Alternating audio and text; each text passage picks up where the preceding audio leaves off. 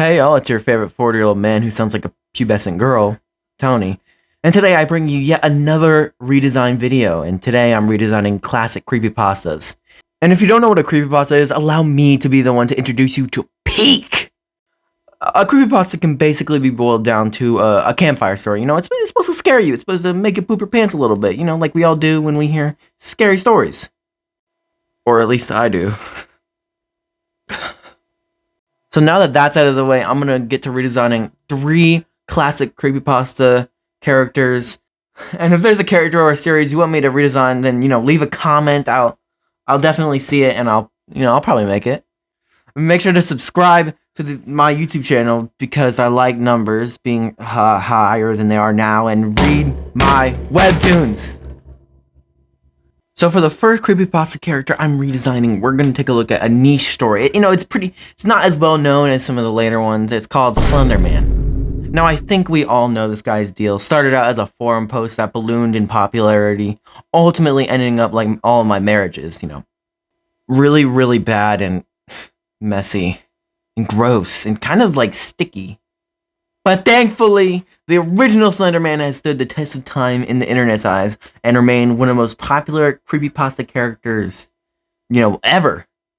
And the original design is great. The long arms and legs with wiggly tentacles. Oh! And that blank white face, it's perfection! So in layman's terms, it's a pretty creepy design. I still don't know who Layman is. Okay, that's fun.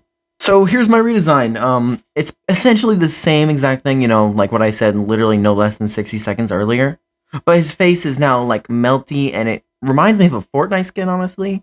But I made his legs and arms longer and less humanoid. I think making Slendy more of a shadow is a really interesting concept, so that I kind of worked into the design here. And his tentacles are a lot more stringy and something you can only really do in 2D, so there's that. And honestly, I love this redesign. Now, whether or not it's scarier than the original is a little...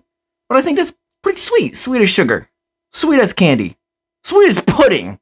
Anyways, next up in the redesign machine is probably the second most popular creepypasta ever. This time, it's actually... Is that a fucking... Is that a crow? Anyways, this time, it's actually Joe the Creamer. Jeff the Cooler. Gee willikers! I meant to say Jeff the Killer! I just want to say I thought I did very well on this recreation of the original Jeff picture. Like, not to toot my own horn, but this looks pretty good. Anyways, the story is pretty simple. Jeff is bullied, and through some means which I don't have the time to explain right now, his face is lit on fire and doused with corrosive acid, or citric acid, I don't know. Anyways, the original picture is honestly very creepy. And if I'm being completely honest, it used to creep me out a lot. And it still does! It made editing this video really hard.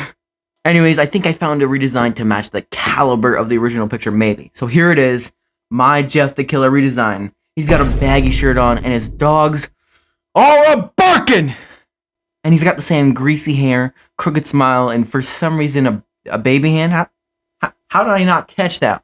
But okay, so that's that. It's a pretty solid redesign, I'd say. Maybe not quite as good as the original, but it's solid. Oops. That's that for Jake the Kangaroo. That crow! Get out of here! Ah! And for the final redesign of this stupidly long video, is actually one of my favorite redesigns in the entire video. We got Eilish Jack, the person stalking, kidney stealing, pumpkin picking, Christmas caroling, lemonade peeing. I forgot where I was going with this, honestly. Anyways, not very long story short, dude steals kidneys from people and looks at them with this menacing stare. Honestly, I also think I did very well recreating this image, if I must say so myself. Not to toot my own horn, toot toot. So here's my redesign. For this one in particular, I wanted to lean more into a monster side of horror designs, as you could probably pick up. This fella isn't quite human. He's got the same blue mask he does in the original story, but now he has this mysterious black liquid dripping out of them. If you ask me, I'd tell you it's Coca-Cola.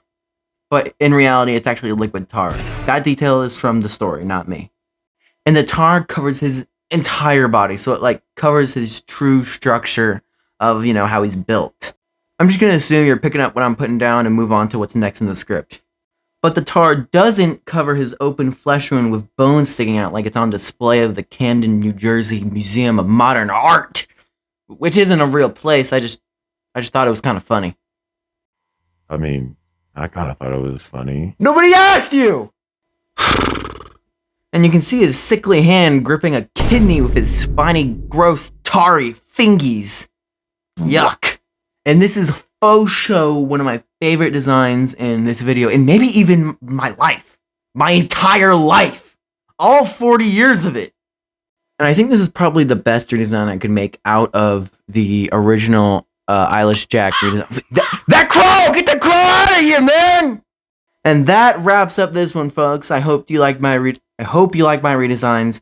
And if you had any suggestions, I will gladly take them and use them without credit. But don't let that deter you, please. I need video ideas. Anyways, you should totally read the Tony Show comic on Webtoons because there will be a new episode coming out soon.